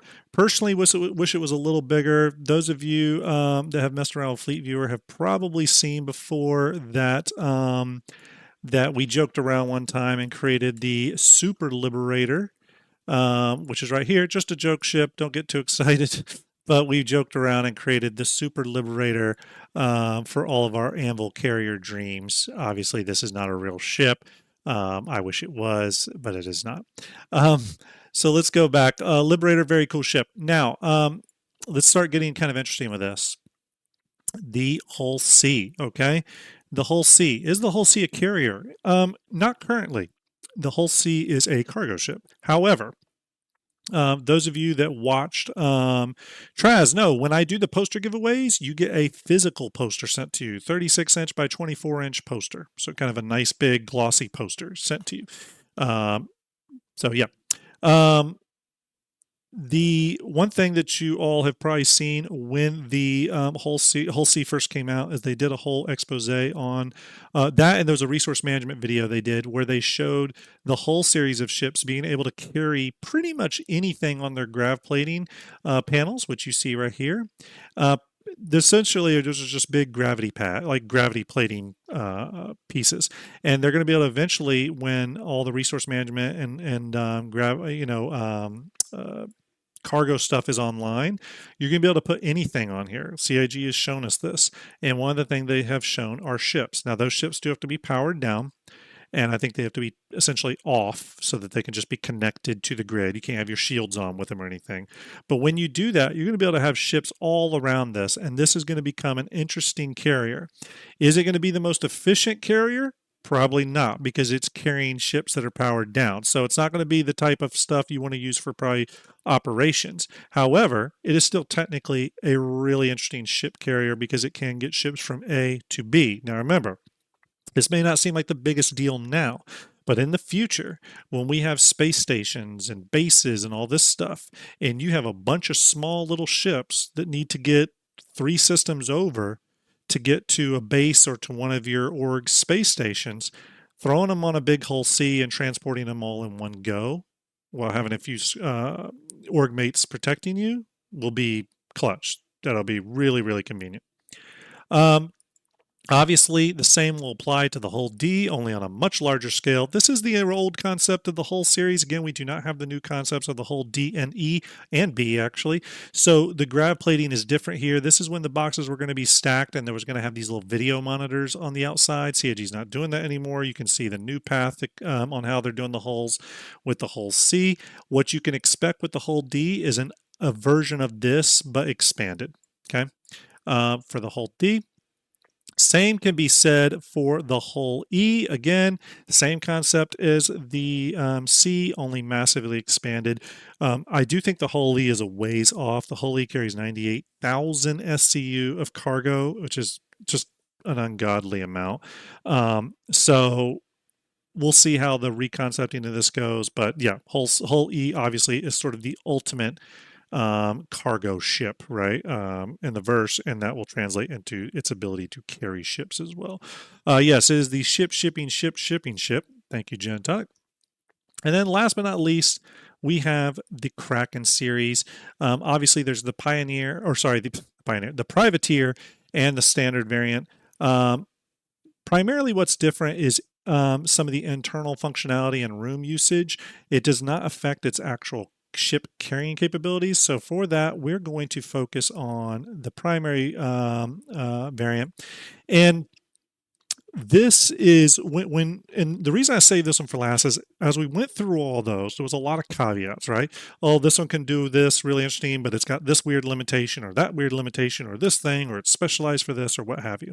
When we get to the Kraken, we kind of get to what is probably the best designed carrier ship, okay? Obviously, it's technically an aircraft carrier that we all know and love from real life. Now, and I saw Serve Chilled says such a bad flight deck design. You definitely could argue on its flight deck being a bad design for sure. Because, for example, these separate pads over here, this could just be another big pad. Absolutely, 100% agree with you on that, Served. I like the flight deck design. It's just cool and interesting, but I understand why you think it's not. It's totally valid, actually. However, that being said, I also think that out of all the Star Citizen ships, this is the best built carrier for carrying ships that need to be powered up, and taking off in them, and then landing back on the deck, exiting that ship, going from the flight deck interior of the carrier. This is the best designed ship for that. Okay, doesn't mean CIG won't build an even better one in the future, but this is the best ship for that. Everyone, I told you I would pull up that video from Execute stream here. I'll go full screen on this. Execute's right behind me. Sorry, Execute. And I'll grab the link for this. I will post it in chat here in a minute. But he had Piggles on recently, and they spawned the Kraken model. Same one we use for Fleet Viewer. They spawned it in a offline, closed, private Star Citizen engine thingy. So you can get a good sense here of the Kraken, its scale, its layout. We have the two lower hangars here. You see hangar 1 and 2. There's the inside of them. These hangars obviously are going to be able to hold, I think, up to small ships, extra small and small ships. I think they're technically extra small hangars, but based off their design, it looks like they may be able to do small ships as well. We'll have to see on that, but definitely extra small, so Buccaneer and stuff like that. You see it's got the rather large landing pad, so it's going to be able to support a wide variety of ships on the main deck. And then it's got the 4 extra small pads sticking out the side. Again, that's going to be able to support a lot too. The fact that there's overhang though and no walls, you're going to be able to have ships step out over the actual flight deck themselves.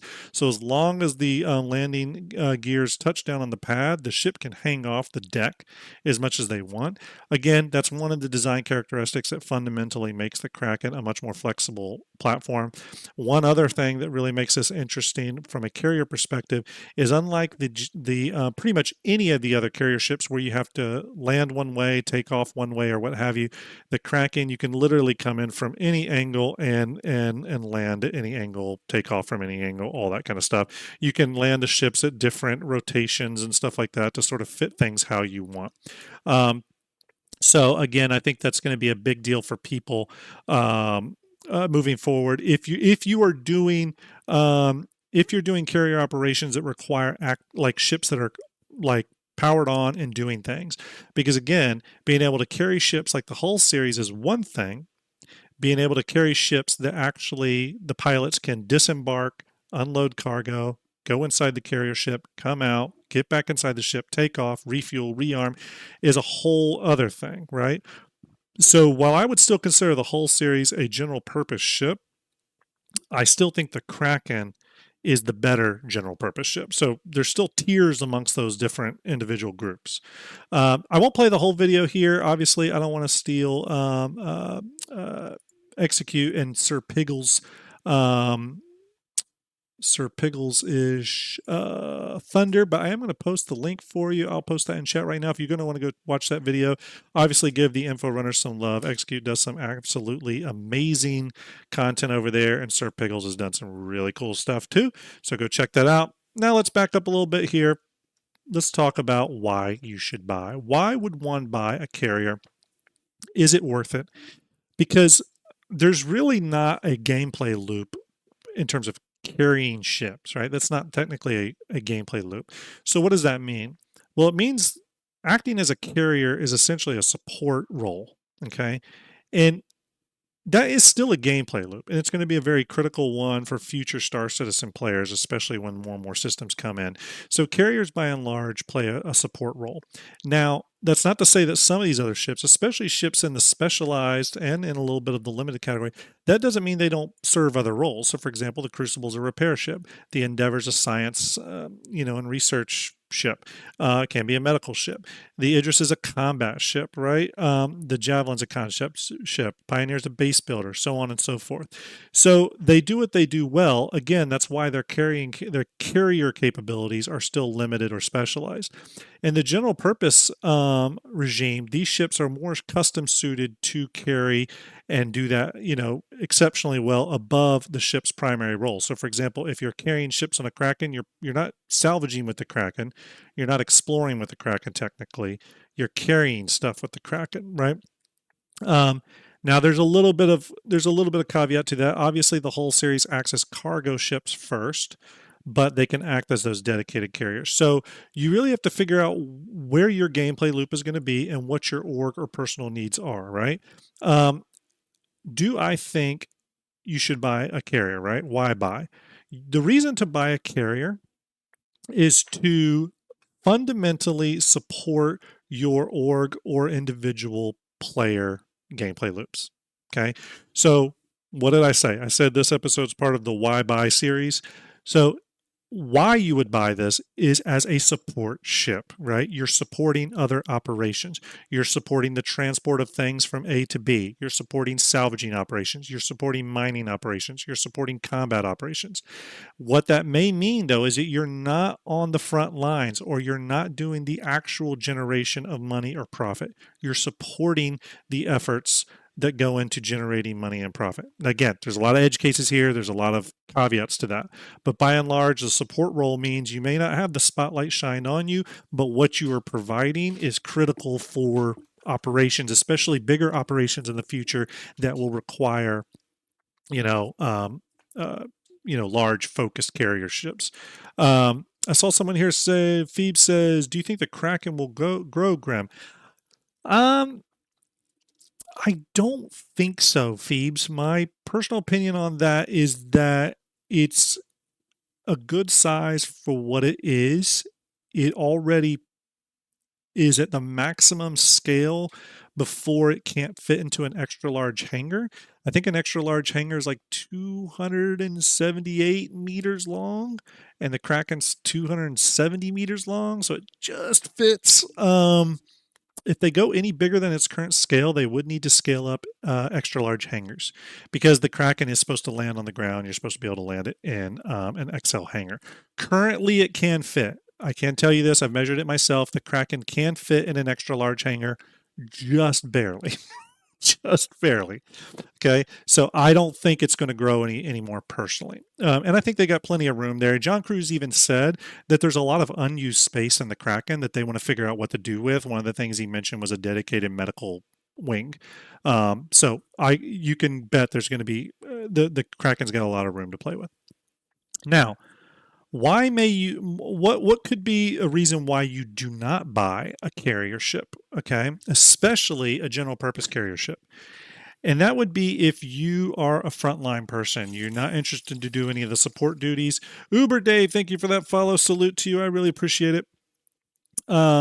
If you don't have any interest in being a support player and helping org mates or others facilitate their gameplay loops, okay? In some ways, I almost look as the carrier ship is almost being a little bit like the healer ship or like the healer of like WoW or something. You're playing a support role. You're not up there front and center with the demon, with your shield and sword. You're supporting it from the rear, usually keeping everyone else in check, allowing them to do what they do. And very rarely does the sun shine on you sort of thing. But I see that being the sort of the role of the carrier. It's going to be a critical role, a very important role, especially when we get bases and space stations and other locations to visit besides just popular landing zones and primary space stations above those landing zones. When those aren't the focus anymore, when we have bases and space stations, carrier ships are going to start getting very important. Now, big caveat here. Do I think you should buy carrier ships or any ship I suggest with real money? That's not what I'm saying. Buy it with in-game money if you want. Remember, all the ships you're going to be able to eventually earn in-game with credits. Okay, what you decide to do with your money, whether spending real dollars on it or AUEC or UEC or whatever, that is up to you. Okay, you're all adults. I'm not going to tell you to buy or not to buy in regards to that. I'm just telling why you may want to buy or why you may not want to buy. What I think you have to do, if you've decided that a carrier ship would be critical for my fleet, you need to then start, and use Starjump Fleet Viewer to build your own sort of layout of all the carrier options and figure out which one is going to serve your purposes more. Okay, do you need a more general purpose type ship because your org does a lot of different types of things, mining, salvage, cargo, general carrier operations, possibly combat support operations? Do you need a carrier that supports a lot of different things? Or are you in an org that focuses primarily on combat gameplay, militia gameplay, combat support, all that stuff? Maybe an Idris is more suited for you, right?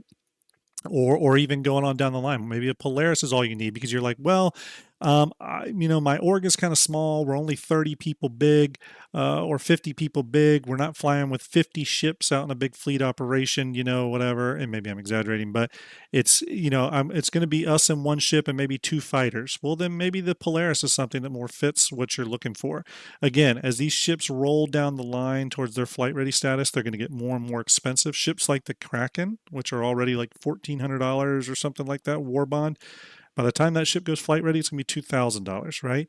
So figuring out which ship to focus on now can allow you to work CCU chains up to some of these ships or to build or to get big credit reserves in place if you're planning on buying it with real money, or if you're planning on earning it in-game with credits. It allows you to build a fleet now that will allow you to earn those credits, right? CIG talked a little bit about that in their gameplay loop panel when they're talking about Star Citizen 1.0. And I noticed I got sunlight coming right in my face. So that's going to be a big part of it. Figuring out what type of carrier ship you want that will complement your fleet or your org's needs, right?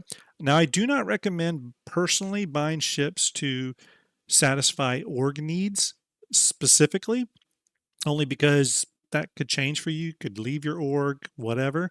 However, I do think it's wise if you are dedicated to an org and you want to make a ship purchase. It's not always a bad thing to look at what your org's current fleet options are, like its current ship options, and seeing if there's any holes or any gaps that you're interested in filling, right? And if you are, then great. Maybe you can kind of get that particular ship and it fills out your org's needs really well.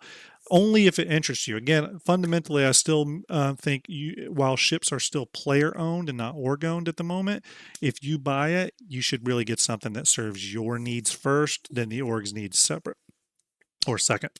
So real quick, we had a great turnout today, by the way, an absolutely great turnout. Had 102 of you over on Twitch, and how many do we have on YouTube? 126. That is incredible. Again, do not forget, I have a bunch of great content coming. Just to go over some of that again, real quick, let me pull that up. Actually, let's talk about giveaways. I do have some giveaways. Going to be giving away a Misfortune. I'm going to be giving away an Avengers Sitcon starter pack. I got some Star Citizen posters are going to be given away. So I got a lot of good stuff there. That's going to be happening very, very soon. Sorry, stand by. Just pulling up something here. Everybody stand by. Sorry, bear with me, everyone. So do have some giveaways coming. Starjump Station is relaunching. Again, we got some great content for Starjump Station. We're going to do an episode on ship sales and monetization, hoping to get execute on that one. Going to be doing an episode on community tools. We're going to be doing an episode on capital ships. Going to be doing an episode on the future of organizations. Hope to have Space Tomato on that one. So we're going to be doing a lot of stuff there. I got more Shipyard episodes coming. Again, if you're a fan of the Shipyard series that I do on Tuesdays like this, got really cool episodes coming up. The next episode will most likely be on e-war and scanning. We're going to go in on pretty in-depth on that. So all that stuff is coming probably as soon as this weekend. So stay tuned. If you haven't followed the channel, please do. Again, that gives you extra chances to win the Starjump posters that I give away. So more coming on that. What else? I think that's mostly it. I hope you all have a great rest of your day. I'm going to send you all over to another streamer here. We're going to send you over to, bear with me. Going to send you over to Space Cutlet. Please give him some Starjump love. I hope you all have a great rest of your day. Be kind, be good to each other. I hope you enjoyed today's episode. Obviously, we had a lot to say on the Fortune with Execute and Ender, but we did get to the carrier stuff eventually. Have a great rest of your day. Bye, everyone.